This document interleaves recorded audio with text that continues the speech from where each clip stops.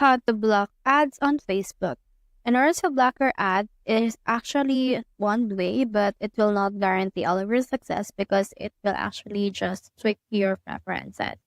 To do that, click right here on your tree line, and then from in there, click on this gear icon, which is your setting. Now, from in here, you can scroll down and then you can look for a setting called Ad Preferences.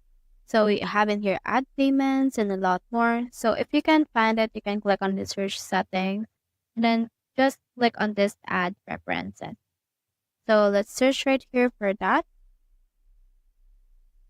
So once you have seen here your apps and websites, you can actually make sure that they've been added right there as well. So click on this right there. And then you can see in here the websites. Then you can remove some things right there. You can also go to ads payments right here. And then from in there, you can get started and then remove that things right here altogether. So that's how you block ads on Facebook. Hope we help.